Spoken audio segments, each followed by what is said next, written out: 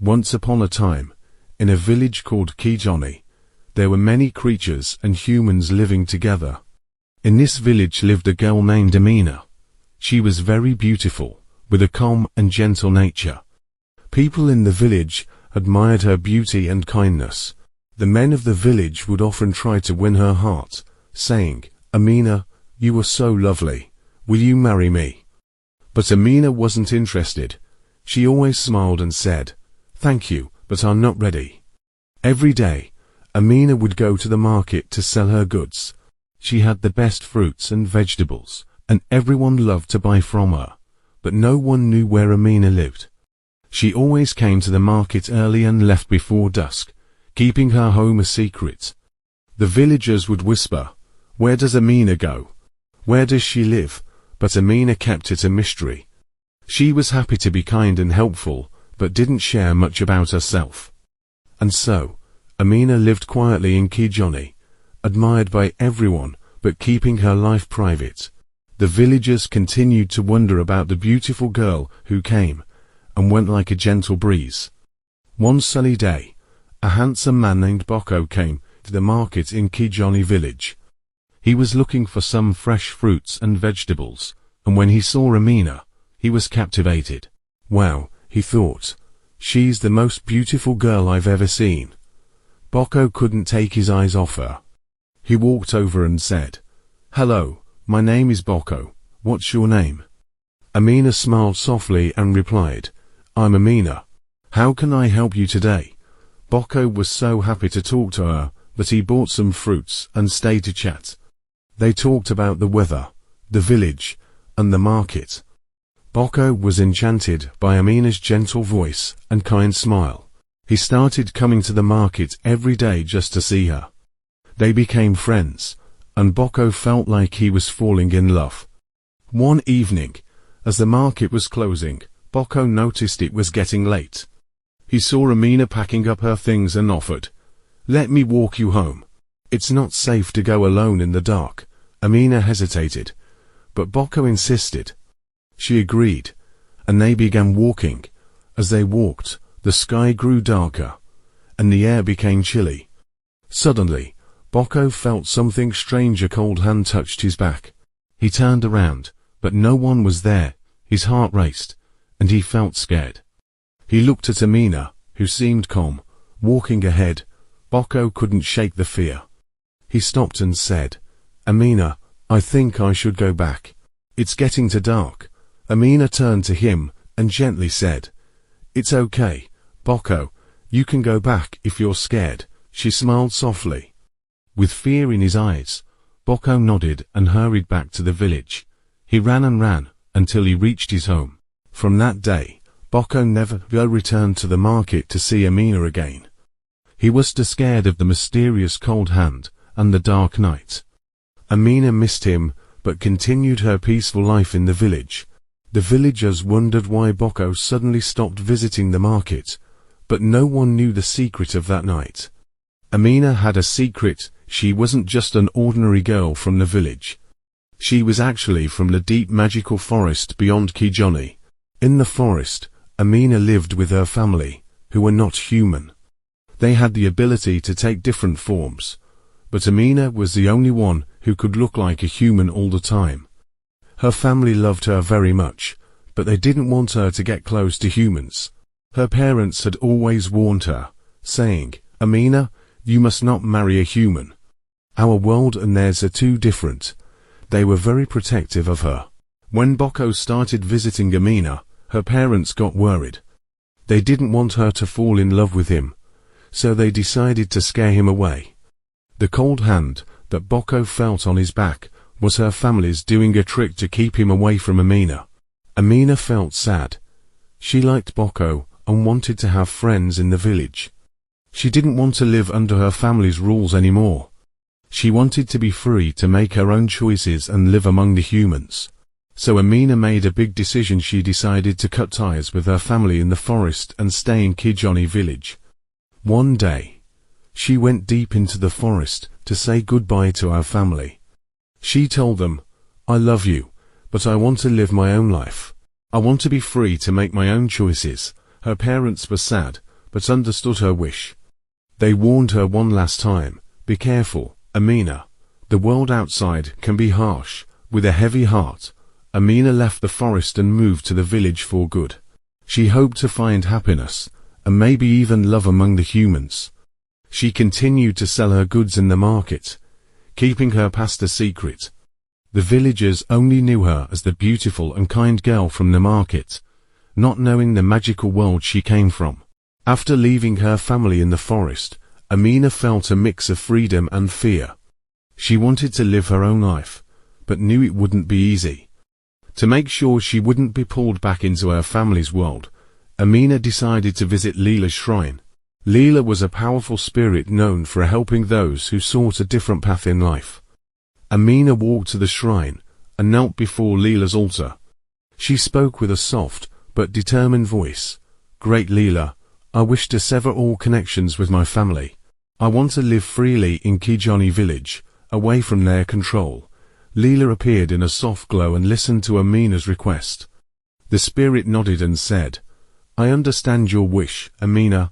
I will grant you the freedom you seek, but know this: your family will not be happy. They may try to curse you to bring you back." Amina, with a brave heart, nodded. "I understand. I still want to go through with it," she said. Leela raised a hand and granted Amina's wish. With a gentle wave, the bond between Amina and her family was cut. But true to Leela's warning, when her family realized they had lost their connection to Amina, they were furious. Her mother, in anger and sorrow, laid a curse on her. She whispered to the winds, "May you never find happiness with a human. May they always leave you in despair." Despite the curse, Amina stayed in Kijani. She continued her life in the village, selling in the markets and interacting with the people. She hoped to find love and a sense of belonging, even though a shadow of the curse hung over her. Amina was determined to live her life freely, no matter the challenges ahead. She kept her kind and gentle nature, hoping one day she would meet someone who could see past the curse and love her for who she was. One day, a well-known merchant named Kito came to Kijani village. He traveled from village to village, selling fine cloth and beautiful garments. Kito was friendly and charming, and many people liked him. When he saw Amina at the market, he was struck by her beauty and grace. "Who is this lovely girl?" he wondered. Kito approached Amina with a big smile. "Hello, I'm Kito. I travel around selling beautiful cloth. You must be Amina, the girl everyone talks about," he said. Amina smiled back and replied, "Yes, that's me. It's nice to meet you, Kito." Kito was captivated by her gentle voice and kind eyes. He started visiting the market more often, always stopping by Amina's stall. They talked and laughed, and Kito found himself falling in love with her. He thought Amina was not only beautiful, but also sweet and kind. After some time, Kito decided he wanted to marry Amina. He was excited and told her, "Amina, I like you very much. Will you marry me and come live with my family?" Amina, who had been cautious about love because of her past experiences, felt a spark of hope. She agreed to meet Kito's family. Kito was happy and took her to his village to introduce her to his parents. When they arrived, Kito's mother looked at Amina with a frown. She had heard whispers about Amina's mysterious past and the strange events around her. "This girl, she's beautiful, but there's something off about her," she thought. After talking with Amina for a while, Kito's mother shook her head. "I'm sorry, Kito, but I don't trust this girl. There's a curse around her. She's not suitable for our family," she said firmly. Kito was shocked and saddened. He liked Amina very much, but he respected his parents' wishes. He looked at Amina with a heavy heart and said, "Amina, I'm sorry. My mother doesn't approve of our marriage. I must listen to my family." Amina felt her heart break. She had hoped Kito would see past the curse, but she understood his choice. With tears in her eyes, she nodded and quietly left Kito's home.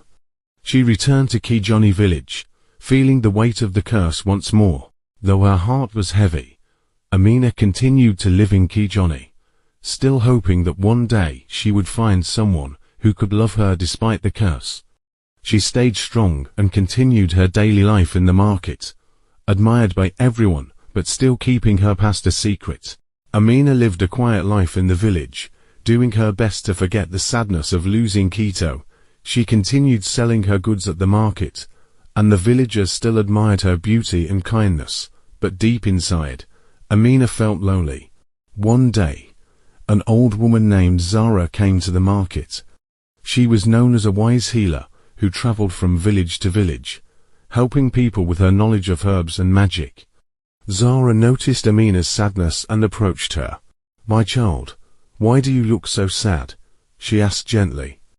Amina, trusting the old woman, told her about the curse and her broken heart.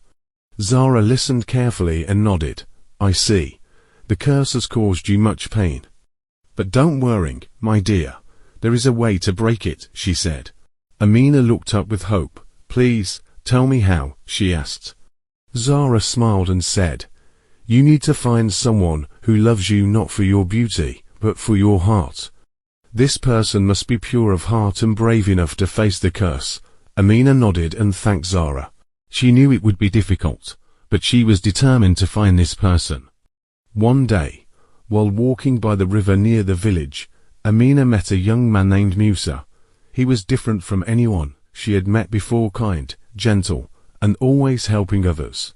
They started talking, and Amina felt a connection she had never felt before. Musa didn't care about her beauty. He liked her for who she was.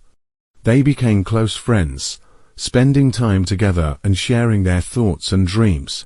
One day, Musa confessed, "Amina, I have fallen in love with you, not because of your looks, but because of your kind heart. Will you marry me?" Amina, touched by his sincerity, told him about the curse. Musa listened carefully and said, "I don't care about the curse. I love you for who you are, and I will stand by you no matter what." With Musa's pure love, the curse was finally broken. Amina felt a weight lift off her shoulders and tears of joy filled her eyes. They got married in a small, beautiful ceremony in the village, surrounded by friends and well-wishers. Amina and Musa lived happily ever after, proving that true love can conquer any curse. The villagers continued to admire Amina, now not just for her beauty, but for her strength, kindness, and the love she shared with Musa.